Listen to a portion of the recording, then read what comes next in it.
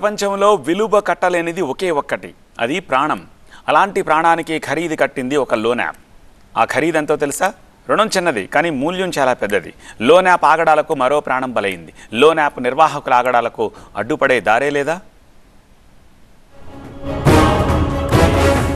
ప్రాణం ఖరీదు 2000.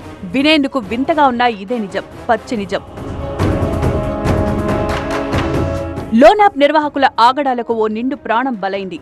చిన్న వయసు, పెళ్లై నెల దాటింది అంతే. కానీ ఇంతలోనే తిరిగిరాని లోకాలకు వెళ్లిపోయాడా యువకుడు. యాప్లో లోన్ తీసుకోవడమే అతను చేసిన పాపం. అలాగని లక్షలు కాదు, 2000, కేవలం 2000. తీర్చలేనంత అప్పు కాదు, భారమూ కాదు. తీర్చినా ఇంకా కొంత బాకీ ఉందంటూ వేధించడంతో తీర్చేందుకు కాస్త సమయం తీసుకున్నాడు. కానీ ఇంతలోనే ఆ లోన్ నిర్వాహకుడు ఆగలేదు. వాడి ఆగడాలను భరించలేకపోయాడు, ప్రాణం తీసుకున్నాడు.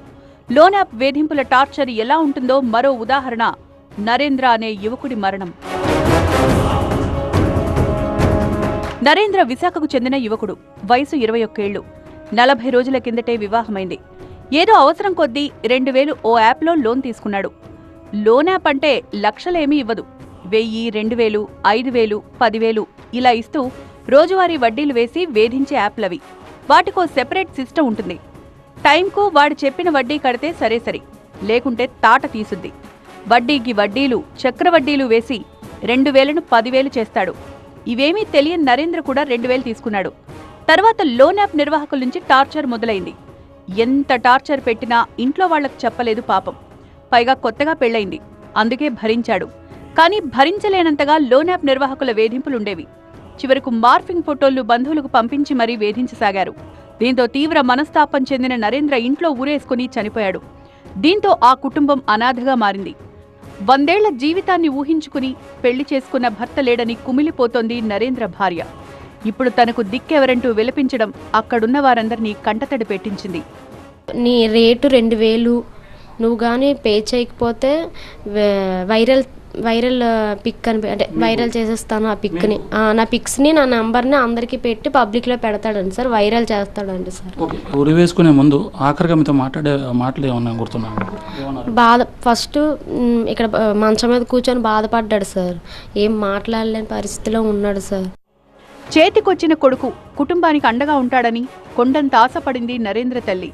కానీ 2000కే ప్రాణం తీసుకుంటాడని ఊహించలేకపోయింది. కన్న కొడుకు ఇక రావడం తెలిసి గుండె లవిసేలా రోధిస్తోంది. అలాంటి కొడుకు ఎక్కడ లేడు, వస్తాదులాగా ఉన్నాడు నా కొడుకు. పోషకారం నా కొడుకు, చాలా మంచి అబ్బాయి. ఏదో న్యాయం చేయండి బాబు, మీరు ఏ పిల్లలకు రాకూడదు అలాగే నా కొడుకు వచ్చినట్టు ఏదో చెయ్యండి యాదవులకి. సరే బాబు, ఏదో పోషకారం చేయండి, మాకు ఏదో హెల్ప్ చేయండి బాబు. రుణం చిన్నదే, కానీ చెల్లించిన మూల్యం పెద్దది. అవసరం కోసం చేసిన రుణం చివరికి కన్నవారికి, కట్టుకున్న వారికి శాశ్వతంగా దూరం చేసింది. లోన్ యాప్ నిర్వాహకుల వేధింపులు భరించలేక ఎంతో మంది బలవన్మరణాలకు పాల్పడుతున్నారు. ఈ నేపథ్యంలో ఏపీ ప్రభుత్వం కీలక నిర్ణయం తీసుకుంది. లోన్ యాప్ అరాచకాలకు అడ్డుకట్ట వేసేందుకు చర్యలు ప్రారంభించింది. నరేంద్ర విషయంలో జరిగిందే గతంలోనూ చాలా కుటుంబాల్లో జరిగింది.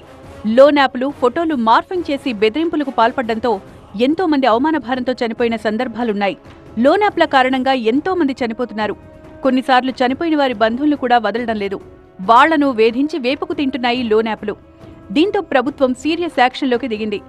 బెదిరింపు కాల్స్పై ఫిర్యాదుల కోసం కాల్ సెంటర్ ఏర్పాటు చేసింది. బాధితులు 1930కి కాల్ చేయాలని సూచించింది. కాల్ సెంటర్ను సంప్రదిస్తే వెంటనే స్పందిస్తామని వెల్లడించింది. ఆకర్షించే లోన్ మెసేజ్ల లింకులు ఓపెన్ చేయొద్దని పోలీసులు సూచిస్తున్నారు. ముఖ్యంగా లోన్ యాప్లకు కాంటాక్ట్, అడ్రస్, లొకేషన్ల పర్మిషన్లు ఇవ్వద్దు. అలానే లోన్ యాప్ల్లో అప్పు తీసుకున్న సమయంలో ఫోటోలకు యాక్సెస్ ఇవ్వద్దు. ఏవైనా సమస్యలొస్తే తమను సంప్రదించాలని సూచిస్తున్నారు. అదరే ఆఫర్స్ అంటూ ట్రాప్ చేసే ప్రయత్నం చేస్తారని, అప్రమత్తంగా ఉండాలని ప్రజలకు పోలీసులు సూచించారు. విలువైన జీవితాలను ఇలాంటి విషయాల కోసం బలి చేసుకోవద్దు.